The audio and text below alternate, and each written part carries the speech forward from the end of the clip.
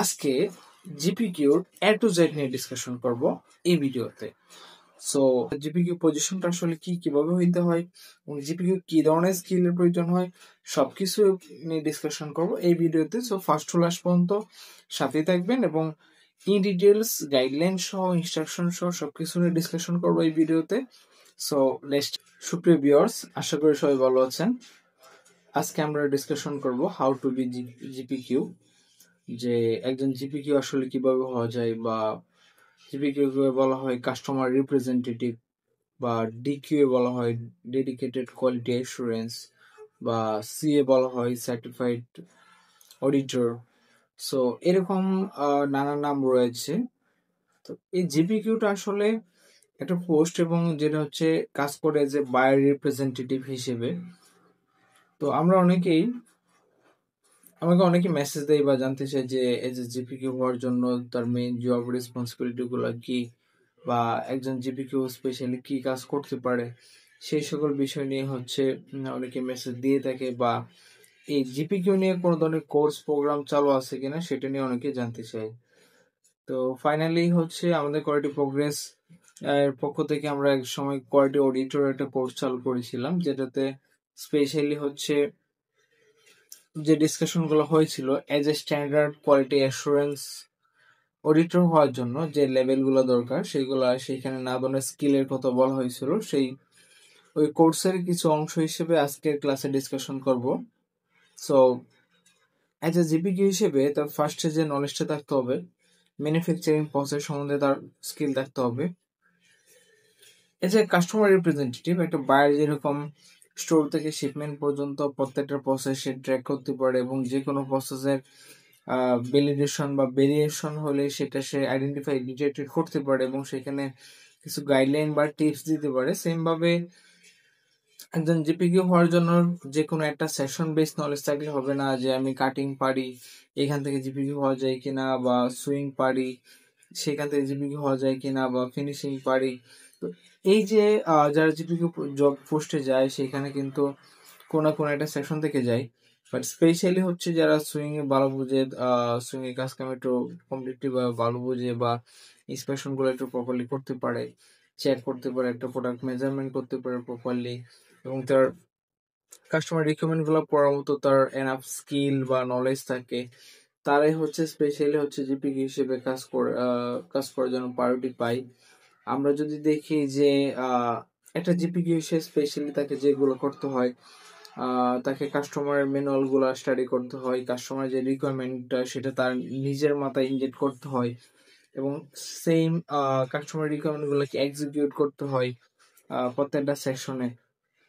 এক একটা বায়ের এক এক ধরনের রিকোয়ারমেন্ট থাকে, তো সেই রিকোয়ারমেন্ট গুলা স্টোরেজ এরকম রিকোয়ারমেন্ট আছে, তারপর হচ্ছে স্যাম্পল ক্যাট সেকশন রিকোয়ারমেন্ট আছে, সুইং সেকশন রিকোয়ারমেন্ট আছে, ফিনিশিং সেকশন রিকোয়ারমেন্ট আছে, এবং মার্চেন্টের সাথে তার কিছু কাজ থাকে। প্রত্যেকটা সেকশন বেজেই কিন্তু তার আলাদা স্পেসিফিক কার্যক্রম থাকে। এই কাজগুলাকে প্রপারলি অ্যাজ পার তার স্ট্যান্ডার্ড অনুযায়ী হচ্ছে কিনা সেটা ভ্যালিডেট করার মতো তার স্কিল বা নলেজ সেটা থাকতে হবে। এটা হচ্ছে ফার্স্ট কনসার্ন, যে জিপিকিউ পারফেক্টলি পারফর্ম করার জন্য তার এই স্কিলটা থাকতে হবে। তো ফার্স্ট যেটা বলছিলাম, হোল ম্যানুফ্যাকচারিং প্রসেস সম্বন্ধে তার ধারণা থাকতে হবে ফার্স্ট। সেকেন্ড হচ্ছে তার যেটা প্রোডাক্ট বেস ধারণা থাকতে হবে, যেমন ওভেন প্রোডাক্ট বা নিট প্রোডাক্ট বা ডেনিম প্রোডাক্ট বেস একটা কনসেপ্ট, সেটা তার ক্লিয়ার থাকতে হবে, যে কোন ওভেন প্রোডাক্ট বা ডেনিম প্রোডাক্ট বা নিট প্রোডাক্টের ক্ষেত্রে তার যে ফেব্রিকের নেচার অনুযায়ী কি ধরনের চেঞ্জ বা প্যারামিটার চেঞ্জ হতে পারে সেই সম্বন্ধে তার নলেজ থাকতে হবে।